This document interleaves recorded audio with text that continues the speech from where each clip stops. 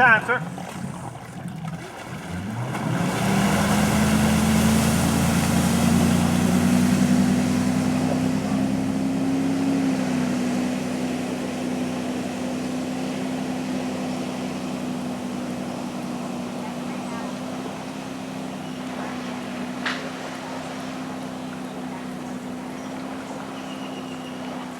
All right, Dennis Roberts, you're here at Ski Paradise, Acapulco, Mexico. You've run 5 balls twice. 3 times. 3 times.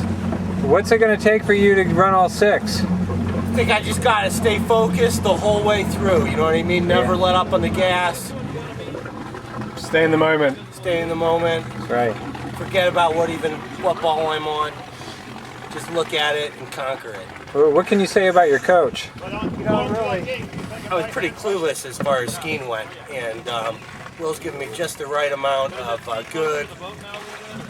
I'd say I get the most bang for my buck out of his advice, because he doesn't give me too much where it becomes meaningless and difficult to, right. You know? Cool. Very good. At each turn, do it. So you kind of get in that rhythm. Got it. Maybe you go around the narrow one. Maybe sometimes you go around the middle one. It doesn't matter. You just kind of get into that rhythm. Okay. Okay. And then what happens is when we start chasing those buoys, we start finding ourselves cutting a little harder because you want to get it. You want to get to that next buoy. Great. You know, it's like the greyhound and the rabbit. You're like a midget. Oh no. No, that's not. Afraid to fall. Yeah. Is that what it is? You figure if you're a little crouchy, it's gonna. Yeah, like low center of gravity. Okay. Stand up. Give me one pass where you kind of go easy, but you feel like you're just kind of standing a little taller. Okay. Just feel how that is. Like I want you to feel how the skis feel. And when you're cutting through the wakes, I want you to almost push against the skis. And just feel how that feels connecting the body together. And that last pass, which was 32, I really liked 4, even though it was rolly. What you did there is as you got to the buoy and you started to turn, I saw the hip move first instead of a little bit more of this. So I wanted to point that out. Okay. That was really nice because the hip moved first. Then when you finished the turn, your head was more level and the hips were lower. So you generated acceleration sooner as opposed to what we've been seeing. Just throw a bunch of weight on my back. Right. How do I want to be stood? I probably want to be stood like this. I want my spine to be straight. Right. So essentially, by holding onto this handle, I'm throwing a bunch of weight on your back. Right. So if you knees and really, if you're like this, you're gonna maybe take 100 pounds. Right.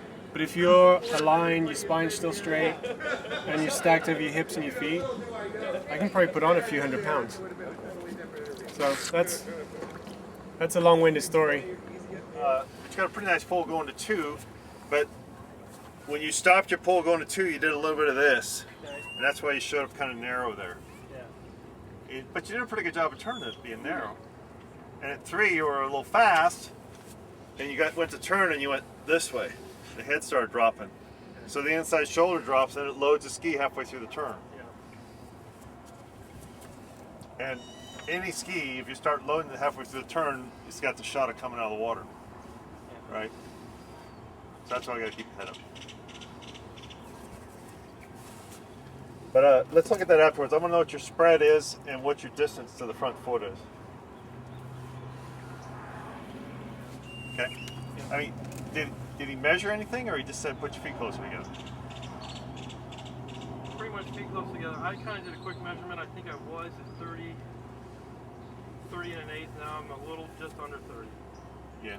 One bowl, whatever that is. Usually they're 5/16 on those, a little more than a quarter. 5/16 or 3/8. So yeah, I was coming up with like 29.7. Yeah. Is that too far back? Generally, most people couldn't run that ski very far back.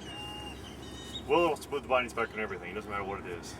Right. But he stands over the ski better than anybody else does. So I don't know if that. I mean, that might be something of what I'm doing right now too. Could be. Could be. I mean, my knees feel easier to get my knees closer together, but that doesn't mean anything. Right, but you could also. It does mean something. I mean, it's a trade-off. As your feet get closer together, the ski turns a little easier, but you usually can generate more direction as your feet spread a little bit. And as the back foot gets closer to the back of the ski, usually the onside's a little bit easier, depending upon the individual. Okay. Now you can go ahead and look at the next buoy a little bit. Let your head come a little bit more that way. Okay? Okay. Because you're stopping yourself from, you know, you're staying this way too much, so you're not getting your outward or width going out. Yeah, yeah. You know, you want to be that way coming through the wakes, and then you want to turn your head that way to prepare yourself to turn. Okay.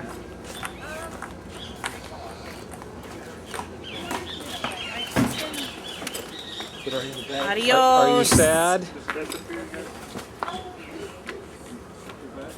Just hang that one in the